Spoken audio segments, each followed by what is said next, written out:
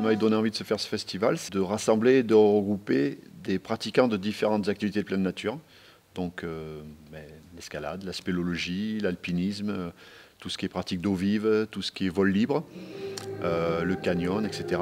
Et l'envie aussi de montrer toutes les belles réalisations qui pouvaient être faites dans ces sports pour aussi le grand public. Voilà, donc il y a deux démarches, faire regrouper des pratiquants et montrer ce qu'on fait à des gens qui ne sont pas pratiquants.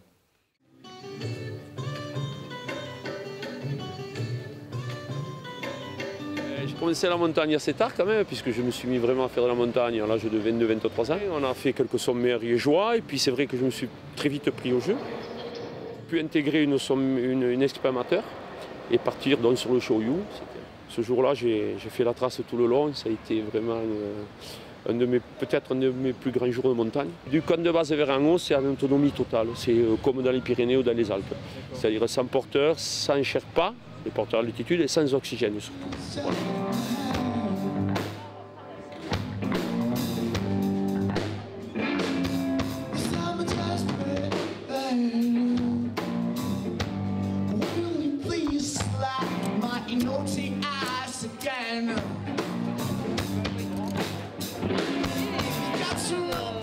Avec les bras tout doucement, il faut être assez relaxé au niveau des épaules et plutôt tonique au niveau des jambes. C'est bien, j'ai pas trop l'équilibre sur la slackline. L'aventure, c'est se prendre en charge, s'assumer, faire des choix et se donner les moyens d'aller au bout tout en restant en sécurité. Ce qui me plaît à la spéléo, c'est l'effort physique qui m'attire beaucoup. C'est la beauté d'une grotte. Et puis après, le plus beau, c'est de ressortir et de se rendre compte comme l'air et le goût de l'air, c'est fraîche, c'est bon, les couleurs elles sont tellement intenses. Toute la sensation qu'on a, c'est souvent on se dit on n'est pas bien, Et plus on fait de la spéléo, plus on aime ce milieu de la humidité, du froid, du noir, tout ça. C'est ça qui me plaît. Justement, c'est vraiment un monde décalé de ce qu'on a l'habitude.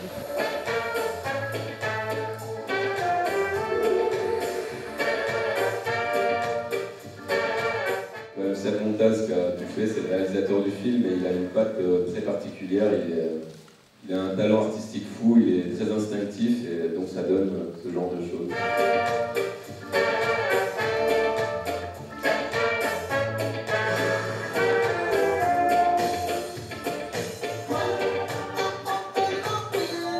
Bonne surprise, on y allait un peu comme ça.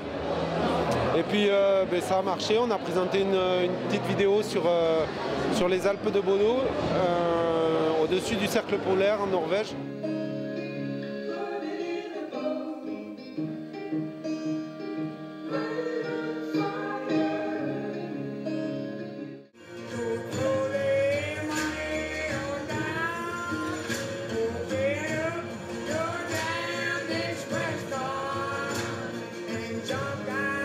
C'était un sujet qui me tenait à cœur particulièrement depuis quelques années. Je me suis dit qu'il fallait aller voir ce qu'il y avait là-dedans. J'ai fait une première mission tout seul, une première mission d'exploration, et puis on a découvert qu'il y avait des tas de choses absolument incroyables à étudier. Et donc l'objectif c'était d'essayer de protéger cette région, parce que malheureusement il y a beaucoup de menaces, notamment les feux de brousse évidemment, mais depuis peu une compagnie pétrolière s'est installée sur la région. Et donc voilà, on avait envie d'agir le plus vite possible, et pour agir, il nous fallait des arguments scientifiques. Et ce film-là, vous l'avez vu ce soir en 2D, mais il a été tourné en 3D. C'était le premier documentaire en 3D.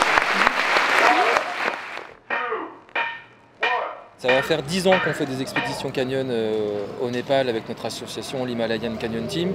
Et ça faisait un moment qu'on regardait ce canyon parce qu'on sentait qu'il était vraiment très gros.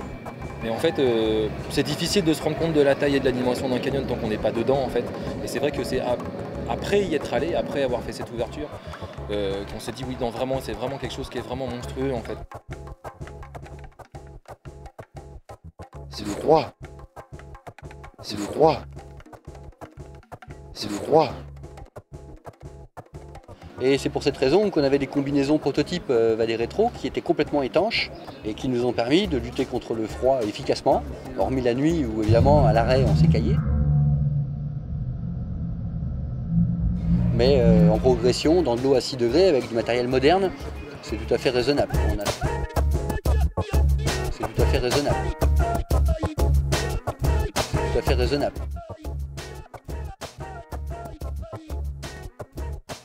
L'expédition était basée sur le thème de l'aventure, exploration on va dire. Le but c'était pas forcément la difficulté ou de faire quelque chose d'extrême, c'était vraiment de faire quelque chose, de découvrir une vallée déjà, découvrir les gens dans la région.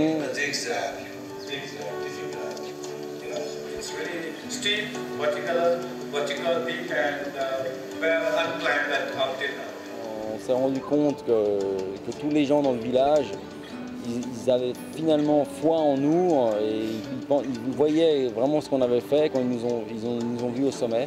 Et quand finalement on s'est rendu compte qu'ils avaient une paire de jumelles qui se partageait dans tout le village et qu'ils pouvaient nous voir dans la paroi et puis ouais, il y a le point rouge, il y a le point bleu et puis ils étaient là. Et en fait à la fin quand finalement on a réussi le sommet et tout, il y avait tout le village qui était complètement fou, qui s'imaginait que c'était pas possible.